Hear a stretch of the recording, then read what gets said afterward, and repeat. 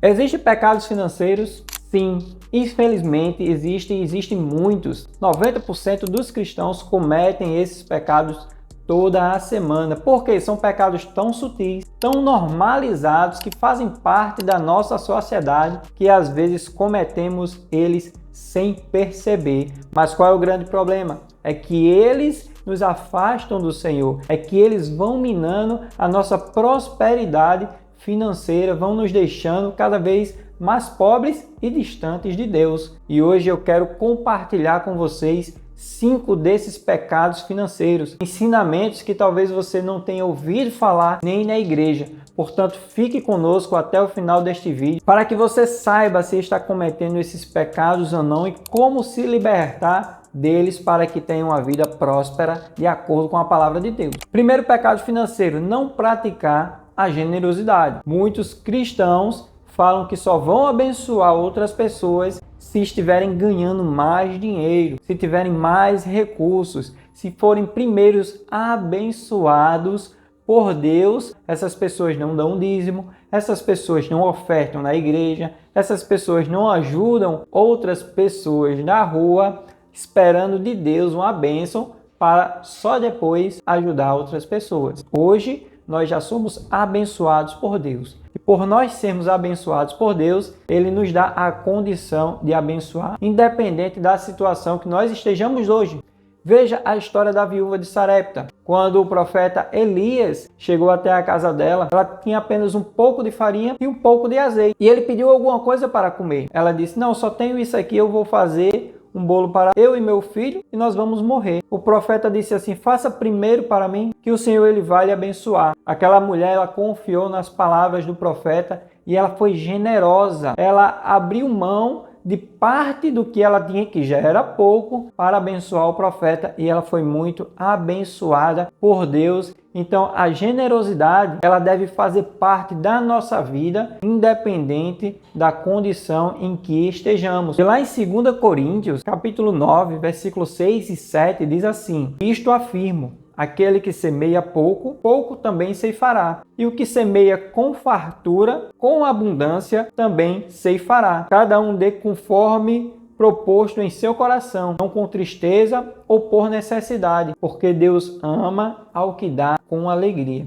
Olha aí, o Senhor, Ele ama aquela pessoa que oferta, aquela pessoa que abençoa os outros, mas que faz isso de uma maneira alegre, de uma maneira que adore ao Senhor. Segundo pecado financeiro, aquela pessoa que pega emprestado e não paga. Não é só emprestado aos outros, não. É comprar no cartão de crédito já na intenção de não pagar o cartão de crédito. Financiar o carro de uma maneira que fique muito complicada de ela pagar e dizendo assim, se o Senhor me abençoar, eu concluo esse financiamento. Se o Senhor não me abençoar, eu simplesmente deixo de pagar. Fazendo isso de uma maneira proposital, isso não agrada ao Senhor. Muitas pessoas já estão com o seu salário comprometido no final do mês e mesmo assim pedem emprestado, prometendo que no final do mês vão quitar as dívidas. Já vi casos em que uma pessoa é convidada para participar de uma confraternização e cada convidado levava alguma coisa, certo? Levava uma comida, alguma coisa para fazer parte, mas não era obrigado. E aquela pessoa, ela não tinha condições de levar nada. O que ela fez? Pediu emprestado para não chegar na confraternização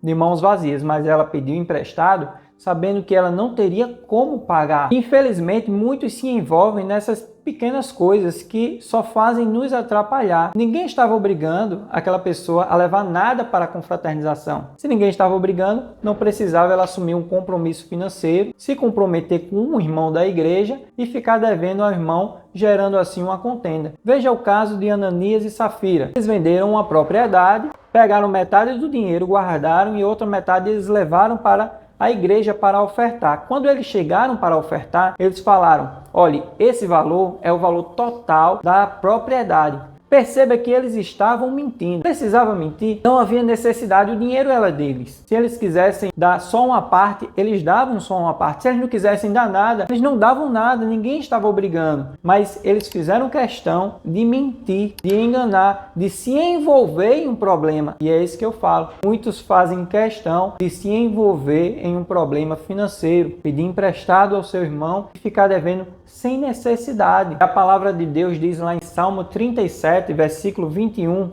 O ímpio toma emprestado e não paga, mas o justo se compadece e dá. Olha, uma atitude do ímpio, pedir emprestado e não pagar. Que nós não venhamos a nos comportar como ímpios. O terceiro pecado é enganar nos negócios. E nos negócios eu quero falar de dois personagens, tanto do empregador como do empregado. Nós sabemos que no Brasil é difícil de empreender. Você contratar alguém, você pagar todos os seus direitos. A carga tributária aqui no Brasil ela é muito pesada, ela é muito alta, mas isso não é motivo para que você contrate um funcionário e não pague os seus direitos, para que de propósito você peça para ele fazer a hora extra e não pague as horas extras, que de alguma maneira você engane ele. Isso não é motivo para que você não pague o FGTS, o INSS. Então, se hoje você não tem condições de pagar todos os direitos do seu funcionário, é melhor que você não contrate. Porque você vai estar desagradando ao Senhor se você contratar, prometer que vai pagar e não pagar. E outra pessoa é o colaborador, o funcionário, que tem a intenção de prejudicar a empresa. Já fui funcionário em um supermercado grande com mais de 200 colaboradores e vi alguns dos meus colegas no dia a dia tirando fotos para guardar, já na intenção de processar a empresa quando eles fossem demitidos. Por exemplo, nós éramos vendedores, temos a obrigação de atender os clientes.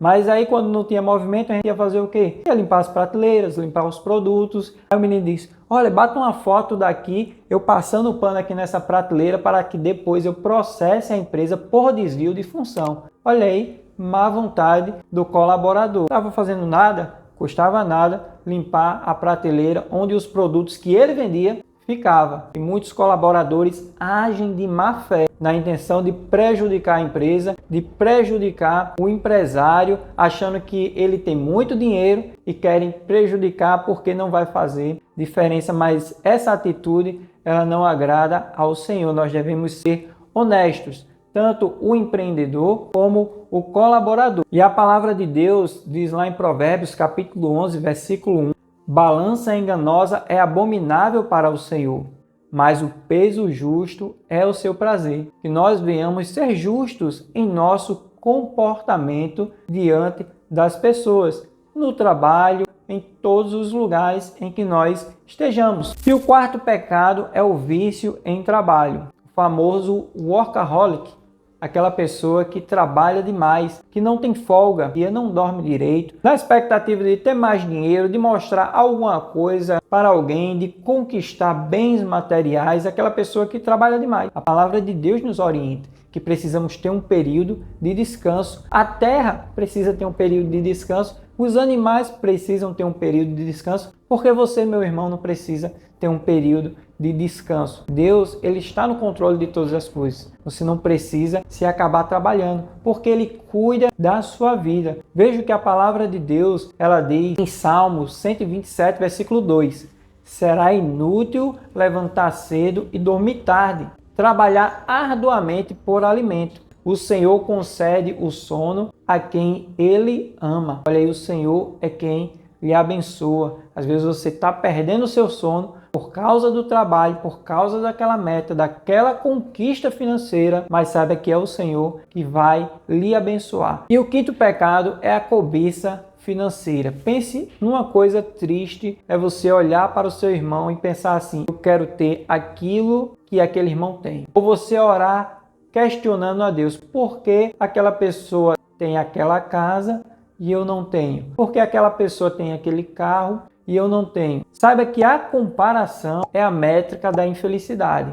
Você se comparar com aquela pessoa, você vai sempre ser feliz, você vai estar pecando, vai estar desagradando ao Senhor e vai estar até comprometendo a sua saúde. Aquilo vai lhe comendo por dentro. E Asaf foi uma pessoa que se questionou acerca da prosperidade dos ímpios. E ele estava triste, aquilo estava abalando, estava afetando a vida dele. E ele só conseguiu se libertar daquilo quando ele deixou de olhar para aquelas pessoas e começou a olhar para a palavra de Deus. Começou a olhar para as bênçãos que o Senhor já tinha dado. Talvez seja essa a sua condição hoje. E se for, deixe de olhar para essas pessoas e comece a olhar para a palavra de Deus. E lá em Hebreus capítulo 13, versículo 5, diz assim: seja o vosso costume sem avareza, contentando-vos com o que tendes, que você seja feliz com aquilo que Deus ele já lhe deu, com aquilo que o Senhor ele já lhe abençoou. Neste vídeo, falei desses 5 pecados, que são como cupins, que corroem silenciosamente a nossa vida financeira e nos distanciam do Senhor. Saiba que o Senhor ele tem a intenção de lhe abençoar e transformar a sua vida. E eu lhe pergunto, qual desses pecados tocou mais fundo no seu coração? Qual deles você precisa se arrepender, precisa deixar de praticar e abandonar, para que o Senhor ele lhe abençoe, para que a prosperidade chegue em sua vida? Lembre-se que Deus ele lhe ama e ele quer que você seja uma pessoa próspera de acordo com a palavra dele. Se gostou do vídeo, já dá um like e eu lhe espero no próximo vídeo.